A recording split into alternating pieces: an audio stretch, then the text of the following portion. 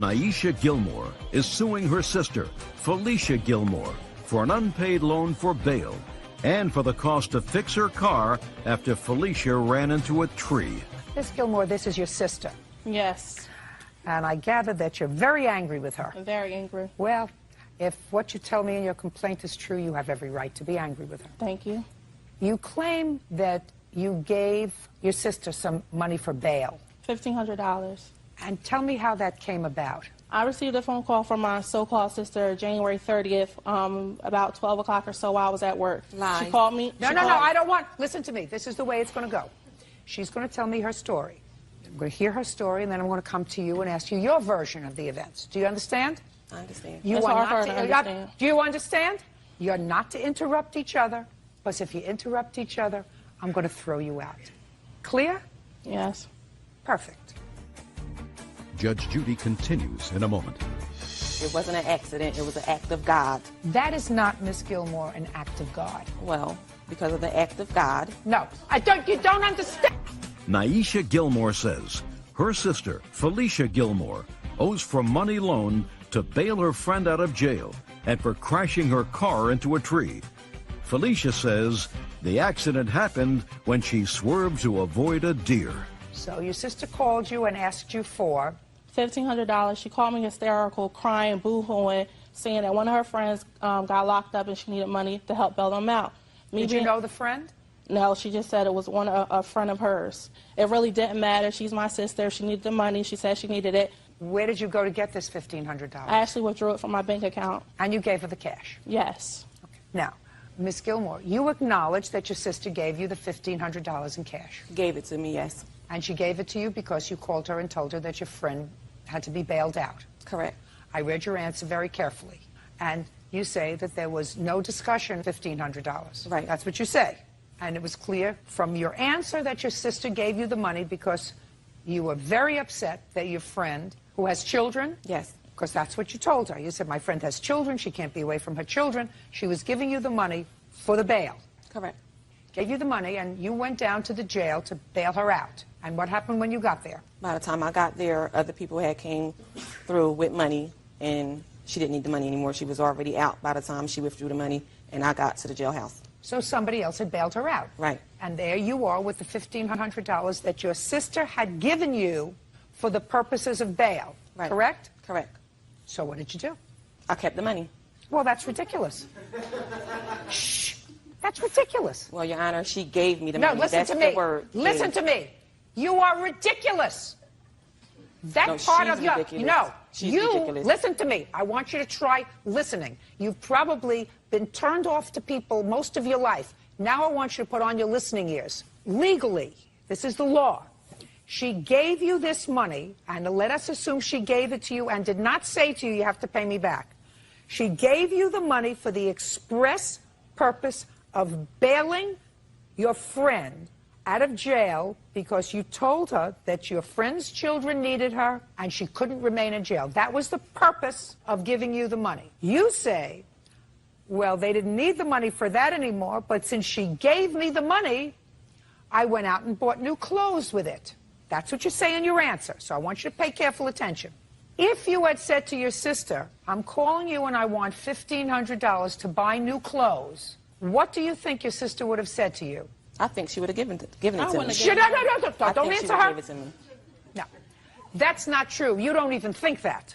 Right, I know If it. you I know she would give it to me. Don't. She would not have given it to you. If you said to her, listen, I want to go out and buy myself a new wardrobe. Will you please give me $1,500? Your sister would say to you, what are you, crazy? I'm not giving you, what do you do for a living? I'm a payment authorization specialist. You have children? No, I do not. How much do you earn a year? About $35,000 a year. You live in a home or an apartment? Yes, I rent an apartment. You have a car? Yes. You pay insurance? Yes. You buy clothes for yourself? Yes, I do. You have a lot of money left over? Not nearly much to be giving away $1,500. So there's no question in my mind that you said, I want clothes. She would have said no. She gave you the money specifically for a purpose. When that purpose was no longer a valid purpose, your obligation under the law was to return the money. I'm telling you what the law is. It's very simple.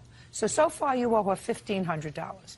Then it appears that 2 weeks later you asked to borrow your sister's car.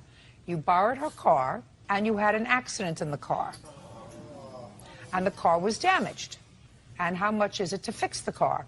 $5,000, about $5,600. I actually found someone to do it for $3,900. Lies again.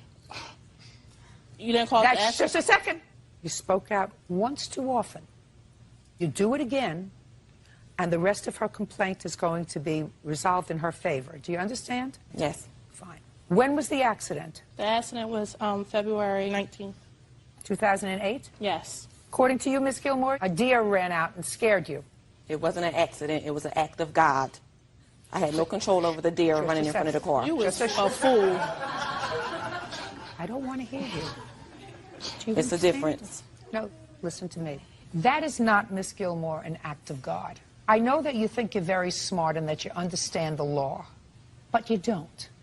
That's why we go to law school. We go to law school so that we understand the law, so that when we speak on the law, we can speak intelligently. An act of God means striking your home.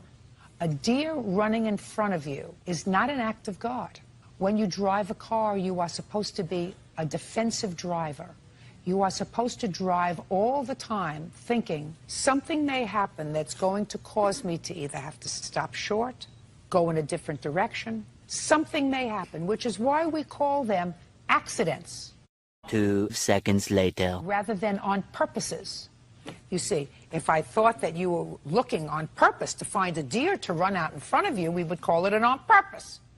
But it's an accident because you didn't anticipate that a deer was going to run out, correct? No, I didn't. So that when you damaged her car, and how did you damage her car? Well, because of the act of God. No, you don't understand. It's not an act of God. Why do you keep saying that when I've just explained what the law is to you? Tell me what happened. Well, Your Honor, since I didn't want to hit the deer, I swerved and hit a tree. Fine. That's what happened.